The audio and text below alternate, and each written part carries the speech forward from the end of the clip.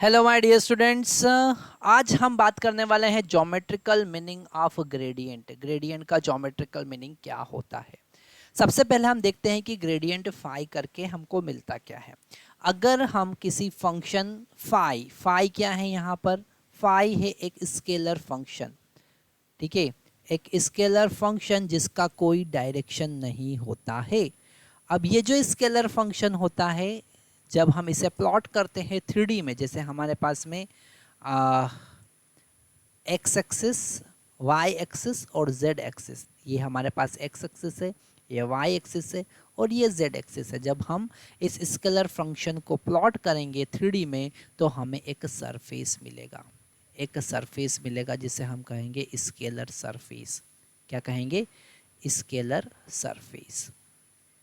Okay, एक surface मिलेगा, जैसे पोटेंशियल सरफेस होता है, ठीक है, एनर्जी सरफेस होता है, टेम्परेचर सरफेस होता है, तो एक सरफेस मिलता है ना। ये सरफेस किसका है? फाई, जो कि x comma y comma z का फंक्शन है, ठीक है। एक्स का अलग अलग वैल्यू पुट करके पॉइंट मिलेंगे और पॉइंट को जब ज्वाइन करते हैं तो सरफेस मिलता है। ओके, अब हमने इसका ग्रेडियंट फाइंड किया। हमने क्या फाइंड किया? ग्रेडियंट फाइंड किया फाई का, ग्रेडियंट ऑफ दिस फाई, मतलब कि डेल फाई फाइंड किया, ठीक है। और ये डेल फाई जो होता है एक वेक्टर क्वांटिटी होता है। क्या होता है? एक वेक्टर क्वांटिटी होता है, ठीक है। एक वेक्टर क्वांटिटी होता है, मतलब स्केलर से हमने एक वेक्टर क्वांटिटी फाइंड किया। अब वो वेक्टर क्वांटिटी क्या बताएगा? तो वो वेक्टर क्वांटिटी हमको बताता है किसी पॉइंट P पर अगर आपने ग्रेडियंट फाइंड किया तो उसका नॉर्मल कंपोनेंट बताएगा। वो क्या बताएगा?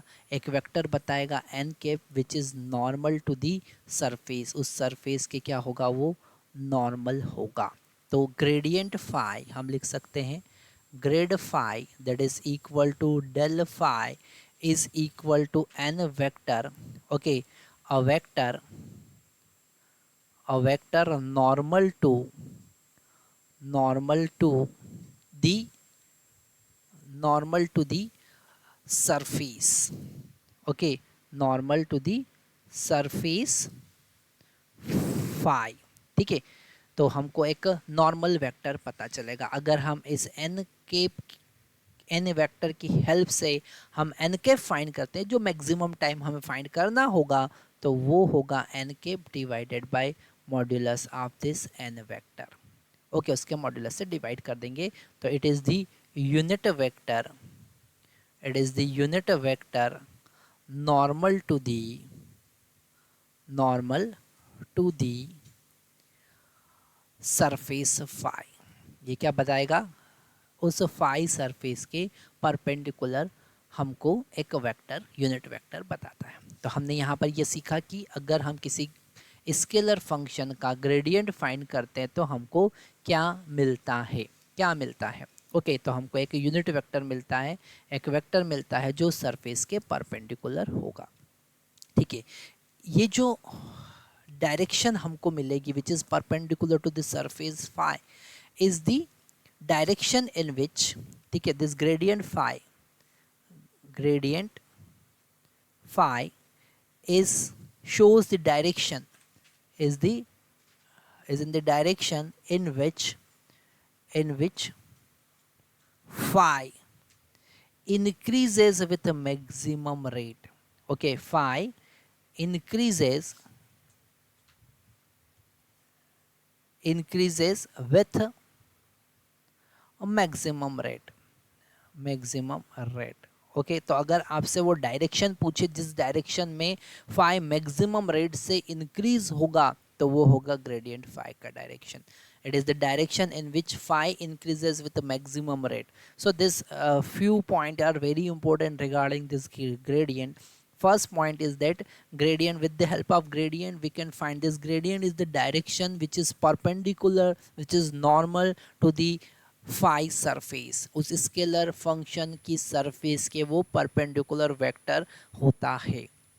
अगर हम ग्रेडियंट फाइंड करते हैं तो हमको वो डायरेक्शन मिलता है जिस डायरेक्शन में फाई मैक्सिमम रेट से इंक्रीज होता है, जिस डायरेक्शन में फाई मैक्सिमम रेट से इंक्रीज होता है। तो हमारे पास में ये फिजिकल सिग्निफिकेंस है ग्रेडियंट का। नेक्स्ट लेक्चर में हम इससे रिलेटेड कुछ एप्लीकेशंस की बात करेंगे। अगर हमको नॉर्मल फाइंड करना है किसी सरफेस का, या फिर हमको एंगल फाइंड करना है दो सरफेस के बीच में, तो हम ग्रेडियंट का यूज़ कैसे करते हैं। Thank you very much. तो हमने देखा कि अगर हम ग्रेडियंट फाइंड करते हैं तो ग्रेडियंट हमको क्या देता है। ग्रेडियंट हमको देता है यूनिट वेक्टर, उसी से related unit vector which is normal to the surface phi. Okay, तो यहाँ पर ये कॉन्सेप्ट हमें याद रख लेना है कि ग्रेडियंट फाइंड करने के बाद में जो ग्रेडियंट होता है इज अ वेक्टर क्वांटिटी। जैसे कि ये स्केलर फंक्शन फाई है, इसका ग्रेडियंट फाइंड किया तो ये हमको एक वेक्टर क्वांटिटी मिलेगा, और ये वेक्टर उस सरफेस के परपेंडिकुलर होगा। उसी से रिलेटेड एक क्वेश्चन हमारे सामने है, find unit normal to the surface unit vector. Okay, unit vector normal to the surface x y cube z square is equal to 4 at -1 and 2। तो यहाँ से हम इस इक्वेशन की हेल्प से एक स्केलर फंक्शन बनाएंगे। तो हम मानेंगे consider this phi is equal to x y cube z square -4। Okay, ये एक स्केलर फंक्शन हमने बनाया। अब इसका ग्रेडियंट फाइंड करेंगे, तो सबसे पहले इसको डिफरेंशिएट करेंगे x के रिस्पेक्ट में। तो x के रिस्पेक्ट में इसका डिफरेंशिएशन x का तो 1 हो जाएगा, और y cube z square as it is हो जाएंगे। ओके, अगर हम इसी का z y के रिस्पेक्ट में डिफरेंशिएशन करते हैं तो x as it is, y cube का डिफरेंशिएशन 3y स्क्वायर, और z square as it is, और -4 का डिफरेंशिएशन तो कांस्टेंट का डिफरेंशिएशन तो 0 हो जाएगा, है ना।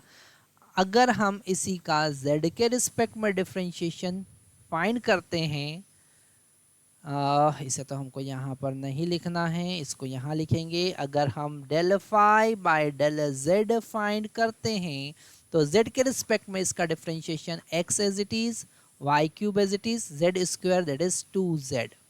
ओके, तो हमको मिला 2x वाई क्यूब z। यहाँ पर हमको मिला 3x y square z square. Okay, अब हम यहाँ पर ग्रेड फाई फाइंड करेंगे, डेल फाई फाइंड करेंगे। तो इससे हमको एक वेक्टर मिलेगा n vector, normal vector to this surface. वो क्या मिलेगा, आई के del by del x phi plus j के del phi by del y plus k del phi by del z. Okay, अब हम इसमें वैल्यू पुट करेंगे, तो जो n वेक्टर हमको मिला वो मिला सबसे पहला हमको मिला y cube z square i के, प्लस सेकेंड हमको मिला 3x y square z square j के, और थर्ड हमको मिला 2x वाई क्यूब z के। अब यहाँ पर हमको पुट करना है x equal to -1, y equal to -1, और z इक्वल टू 2। तो n कैप हमको मिलेगा x इक्वल टू माइनस, तो x है ही नहीं, तो -1, y का वैल्यू -1 का क्यूब, z का वैल्यू 2 का square, I cap as it is. Okay, plus 3x का वैल्यू -1, y का वैल्यू -1 का स्क्वायर, और z का वैल्यू 2 और इसका स्क्वायर, प्लस 2x का वैल्यू -1 और y का वैल्यू 2 और इसका क्यूब। तो n वेक्टर अब हमको मिलता है। तो इसे आगे सॉल्व करेंगे तो यहाँ पर हमको मिलेगा -4 आई केप, ये हो जाएगा -12 जे केप, और यहाँ पर y क्यूब है तो -1 क्यूब, और z का वैल्यू 2, तो यहाँ पर मिलेगा -4 के।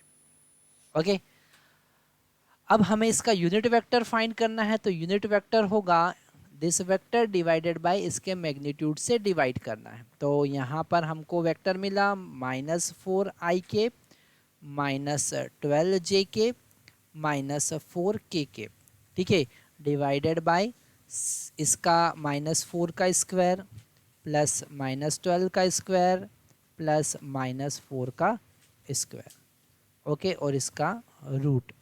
तो ये n कैप हमको मिलेगा -4i कैप। तो यहाँ से -4 को हम कॉमन ले सकते हैं, न्यूमरेटर डिनोमिनेटर से कैंसिल हो जाएगा।